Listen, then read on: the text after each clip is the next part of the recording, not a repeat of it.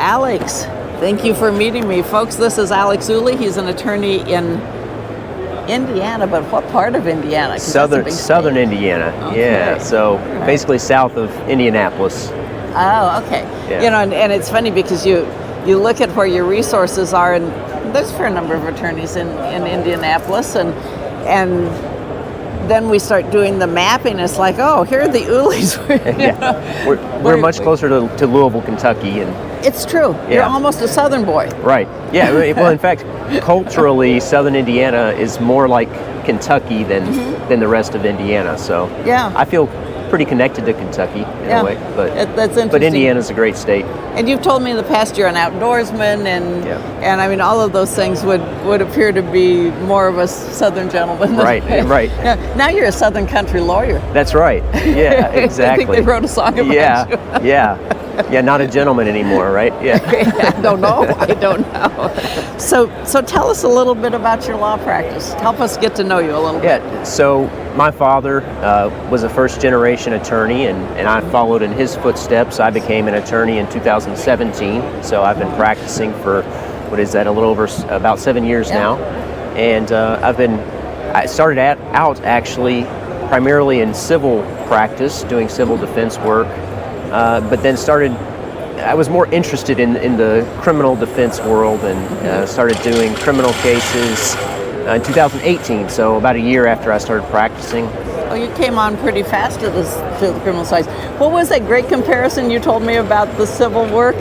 Oh, it was great. This is so colorful. So I was doing civil defense work, and I worked primarily for insurance companies. Oh, okay. And it was a lot of paper pushing, and I compared it to working on a factory floor, like putting together widgets, and it just was not interesting to me. There are lots of people who do it and make a good living doing it, but it was not for me. So I got you. I was definitely more in the camp, or more of the mind that I wanted to protect people's individual rights in court. Nice. And there are more opportunities to argue about the Constitution, to argue about individual liberty and rights in the criminal context. And you had a great point there when you said defending people's constitutional rights and constitutional issues, because you've got one of the cooler podcasts that really digs deep into some of the issues.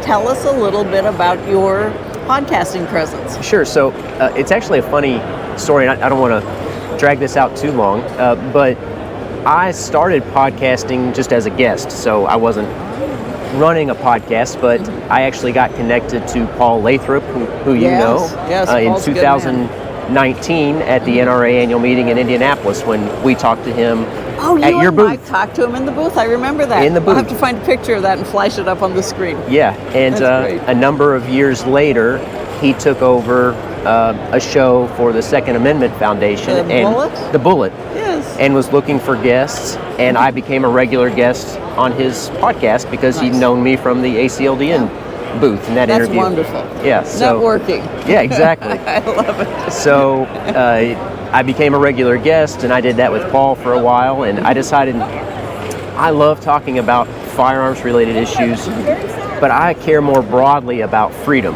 not just firearms. Yes, and I love that focus. Yeah. And how have you taken that into Forge of Freedom? Right. So I decided I was going to start my own podcast called The Forge of Freedom, and really talk about freedom more broadly. And that includes constitutional issues, that includes the law, that includes sort of foundational principles about why we believe in freedom and why we should fight for individual rights and individual liberty, not just the right to keep and bear arms, but in other ways. So you did a very courageous piece on jury nullification. Oh yes, yeah. I was kind of stunned when you released that one, because for a practicing lawyer, it's not without some risk. And I have to admit that one of the things that has always stuck with me is I love history. I just love reading historical biographies. And boy, I'll tell you, those old boys who got us started down this path, they took some risk. Well, and then I'm looking at you putting out a really controversial, because, I mean, don't judges hate jury nullification? Juries, judges, prosecutors, most legislators, they don't look fondly on jury nullification, but it's a system, and we hold the jury on a pedestal. That's the hallmark of our legal system. That's the one thing that distinguishes our system from legal systems worldwide. Yet we don't want to tell the jury the power that they really have, and that's to nullify if they believe that the law or the facts in the law lead to an unjust result. Yes. And I think that juries, people at large, I mean, it's supposed to be a jury of our peers. Our peers should know the power that they have if they're going to serve on a jury. Yeah. So that was great. Well, it's just a great example of some of the work that you've done, and that's one teeny tiny little facet, because there's really quite a broad scope. And then there's Alex is the gun owner, and Alex is the gun educator, because your family's been involved in firearm safety and personal safety education for over a decade now. Years and years. Yeah. Tell us a little bit about, do you still call it O2? Yes, yeah. So we started, well, it was actually my parents. They have some property in Florida, and Florida, unlike Indiana, required you to go through some training before you could obtain a license to carry a firearm in Florida. And they had a difficult time finding what they considered to be quality education or training. Right. Which my experience has been that's more difficult in states that require training, because people just sort of flood the market to make money from that process. Yes, it creates. Yeah. So they decided this is something maybe we should try to do. And we had taken some classes with Tiger McKee, who is unfortunately now passed. He ran Shoot Right in Alabama. We took some classes with Masad Ayub, Mac 40, and Gunsight, and really started training and getting the sort of competence that we believed an instructor should have. But then we also got our NRA certification to teach basic pistol courses. So that you could do the licensing class. So that we can give certificates from a reputable, or what used to be, most people would consider a reputable organization. It's now still recognized. I still think the highly word is recognized. And I think their training division has always been reputable to some degree. Good. Because Let's keep that that's in been their primary focus since they were. That's one thing people don't know about the NRA. Right. Is that they were founded as a training organization, and has been a focus of their mission since its inception. There were after the Civil War, there were some captains who were not satisfied with the marksmanship of their soldiers, and decided that we needed to have more training with respect to marksmanship. And they founded the NRA for the purpose of improving marksmanship among the general population. And the NRA has carried on that mission since after the Civil War. What an appropriate commentary, considering that we're videoing at the National Rifle Association annual meetings. That's right. But you're absolutely right. And I think we got lost in the politicking. Yes. And so you folks got your instructor certifications, and you started teaching user classes. Yeah, exactly. Nice. So we started teaching in Indiana, and Indiana does not have a training requirement, which is, I wasn't sure what to expect when we started out, but it's nice because you get people who really want the training. Yes. They're not there just to get a license or just to get a certificate. That's right. So the quality of the students, the interest of the students was really top-notch, and so that was a blessing. Committed people. They wanted to know what you knew. They wanted to be responsible armed citizens, which is what we want every gun owner to be. And I think that's a great segue, because one of the things that I value about knowing you is you're in a completely different age cohort than I am. And I think that it's awfully easy for people my age to say, we've always done it this way, this has worked, this has been successful. Why aren't our younger students, for example, something that you may have seen at O2, why aren't our younger students picking up on what I'm putting out, or why aren't they coming to my classes? And it raises a bigger question, I think, and this is what I'm so happy about, the chance to explore. What are the needs, and maybe even what are the defense priorities of the younger generations? I mean, in many ways, I think we're probably as concerned about our millennials, for example, because the millennials got the career started, got the family started. there would be some income there, although that's part of my question. I don't know how people are even affording to take classes right now. It's tough. Yeah. But I think there are some absolute demographic questions that may make even us here at the network less effective than we could be, because maybe we don't even know what you need. You know? I think there's a messaging issue that needs to be sorted out, and I'm not exactly sure how to sort that out. I haven't figured that out exactly myself yet, but I think part of it is the younger generation, my generation included, hasn't been brought up with a sense of personal responsibility, that they need to take a responsibility for their own life and the life of the people that they love and raise if they have children.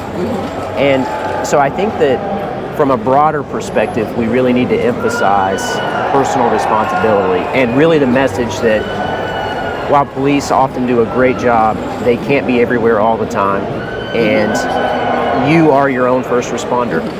And I think that a lot of people spread that message pretty effectively, but at the same time, I think that it's tough to reach that younger audience, because a lot of times it's not through long form video, it's through short form video. Yeah, that's actually some communication styles and even class format questions that I wanted to get into. But I'm almost wondering, good heavens, do we need like a PR form? Do we need to market the benefits of personal responsibility? Because if somebody else always carries the water and you drink it, what's in it for you to carry the water? Right. Well, and eventually, if everybody's relying on everybody else, who is there to rely on? Right. Yeah. Right. So, and I think that's a cycle that is sort of a vicious spiral, and I think we need to get out of that. We need to encourage people to get out of that cycle and to take responsibility for themselves and their loved ones. Well, you and your brother were the sons of military people.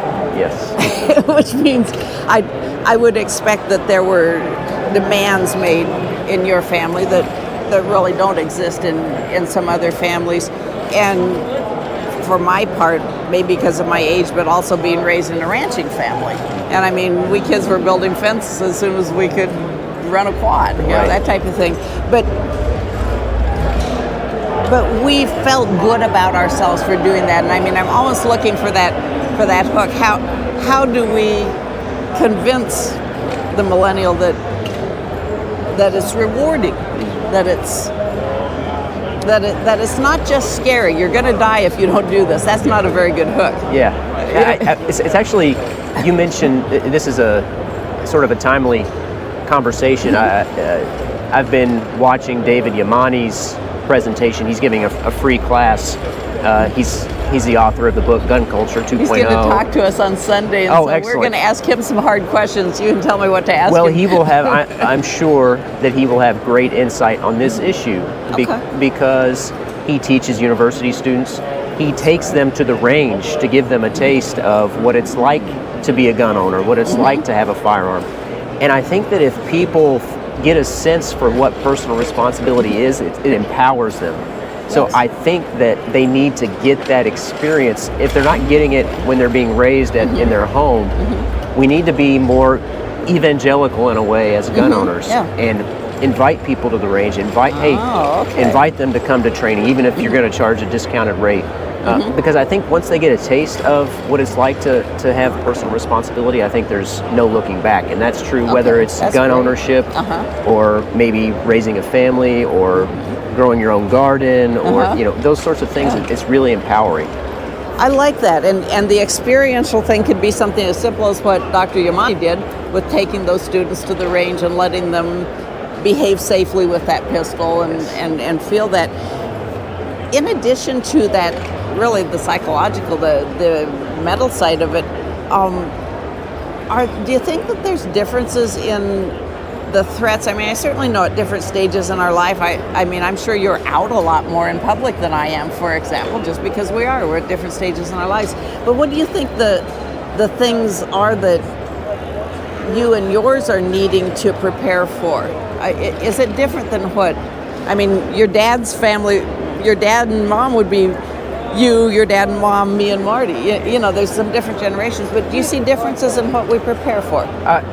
I do. I think society is, I think it's an obvious statement to say that society is Yes. changing, and that people aren't as, and there's always been violence in the world, Yes. and terrible violence. But I think that now sometimes it's difficult to distinguish between who the good guy is and who the bad guy is. A good point. And I think that you've talked about this on the network a number of times before, like in the context of a riot. I mean, Yes. riots seem like they're everywhere these days. You see them on the news, it seems like left and right. I think you need to be prepared to avoid those situations if you can, but also to know what your responsibilities are to protect yourself, and not only physically but legally in those sorts of contexts. And I think that's a good topic. that's a context that really didn't exist or wasn't as prevalent 20, 30 years ago. I think you're right, and again, you've got that percentage of exposure is greater for you. Yeah. It really is. Now that's interesting that you mentioned the legal concerns if you were caught in something like that. But going back, who's the good guy? Who's the bad guy? And is there more ambiguity for people of? I mean, there's even the pushback from your own age group that may make you out to be the bad guy. Right, that's right. How do you deal with that? The cultural environment is much different. Yeah, and well put. You have to be worried, even if you do act completely justifiably, what is the jury of your peers going to think about that? And the view, by and large, of guns is not as favorable in some environments these days, especially. And is that true for your younger age group? Is it worse, do you think? I think in southern Indiana, no. So I think it depends on the environment more. But in downtown Indianapolis and Marion County, Indiana, I think the view of guns is much less favorable, I should say. I'm sure you're right about that. Yeah, that ambiguity, you would even begin to wonder, well, what are the witness statements going to be like? Sure, yeah. How do I have to prepare for that? Going back to something you were leading us into, and I got sidetrailed because you said something else important, but about the way we teach people. And I've been noticing, I think you and I both are fans of Greg Elephant. So I'm not going to say I follow him because that sounds creepy. But well, I'll say it. I follow him. I read his work regularly. He's very much worth sure. Keeping up with. But he mentioned somewhere on social media, I think that the attention span was way down. And this goes to something where you said long form video isn't going to do it anymore. Yeah. How are you structuring, if you were teaching your people and maybe some Gen Z people, how would you structure your presentation? Because are we losing them with our hour-and-a-half video on use of deadly force in self-defense? I think I've been trying to conceptualize this myself. I think with the Forge of Freedom, because some of my interviews are an hour or 2 hours long. Yeah, we get great topics. Right, and they're things that interest me, so I just talk about them because I want to talk about them. But I think there's got to be an effective way to sort of funnel people to that long-form content, because I don't think you can convey an effective message in 30 seconds or 60 seconds.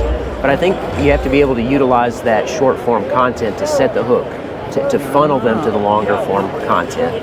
And so I think that's the model that has to be used to reach the people who have the shorter attention span. Yeah, that's going to get interesting. We almost need some professional communicators like you, to begin to dope out what that would mean, because I do agree, and even if it's gun safety and much more if it's legal aftermath, the KISS principle doesn't work as Mass taught us many years ago. Right. It's not simple, and we're not stupid. Yeah. So then we've got folks who are used to getting everything they needed to know. Yes. Yeah. In 6 bullet points. Right. And I just don't know how to get past that. This is something else I've been thinking a lot about with the Forge of Freedom podcast is we've all, and I went to a government school, a public school, but we've all been sort of conditioned to hear information and regurgitate it and not engage in critical thinking at all. So I think that, I don't know, maybe we need to capture that sort of conditioning somehow and I utilize that for the beginning part of the funnel. You see lots of social media where it says, what do you think about this issue? And it'll give you options. So we're eliciting engagement. And then you get them to think more critically about the issues as after you get that initial engagement. Yeah, this is worth following up on a little bit more because I think that's a real issue. And like for O2, you've got in-person gun classes where it's pretty easy you start asking the students, hey, you second guy in the row, sure, what do you do about X? Right. And pretty much he's on the spot, he's going to answer you. But we've seen also quite a turning towards virtual learning. And of course, because we're national, a lot of our material has to be delivered virtually. Forge of Freedom has to be delivered virtually. And I don't know where public education is going to take us, because you're right, that's how people are getting programmed and conditioned to take in material. But I do think, I know for the network, because we want it to be here when you're my age. Right, exactly. Yes. I want you in this chair. Yeah. But we're going to have to find a way to get the message to the Gen Z people and to the millennials to a certain degree. And I think that's just a real ongoing challenge. So we'll follow your thinking on that regard. And I don't know that I'm right. I'm just sort of I'm trying to figure this out myself. And I'm sort of what is the most effective way to reach people? Because I think that the network, the ACLDN, has a great message about responsible gun ownership, which is what we want all gun owners to be. And so I think that's an important message to spread, and so we need to figure out the best way to do that. Got to do a better job of reaching them. And an example that I used, and I know that I elicited a little response of you out of that. I believe the gentleman I was talking to would be considered Gen X, and in a group conversation, the work of Lieutenant Colonel Dave Grossman had come up. And my Gen X guy said, well, people my age grew up playing video games, and we didn't all turn into mass murderers.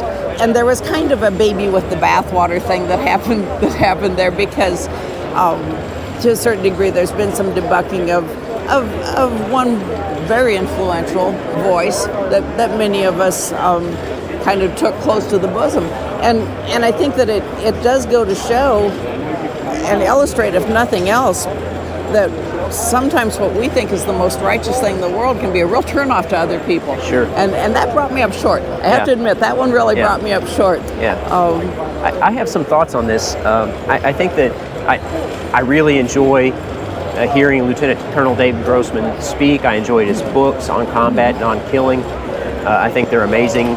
He's a really impressive person, and I think his point about video games is well taken, but I think that this generational point that you're making points out, I think, part of the discrepancy that we're trying to resolve, and that is, I think the older generation assumes that the younger generation has already been taught a certain set of values, a certain way of living, a certain character. This is interesting. Yes. And I think that's why the Gen X person that you're talking about sees, we played video games and none of us turned out to be mass murderers, right? Because they were raised with a certain set of values and a certain moral foundation. I offended him.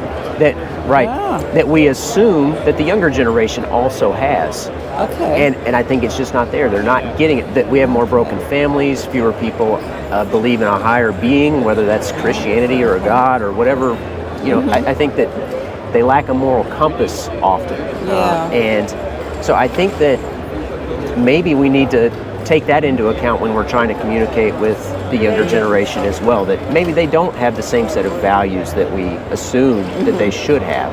Right? Do you even see that in your own age cohort, that the values that have taken you to the successful young father and businessman, attorney that you aren't present in the people that say you went to college with? Yeah, are they floundering a little bit? I think so, and I think it primarily stems from a lack of a classical education. You know, it used to be that people would study not only the Bible, but they would study classics from Greek literature and poetry and things like that, and you would learn so much about what it meant to be a good human being.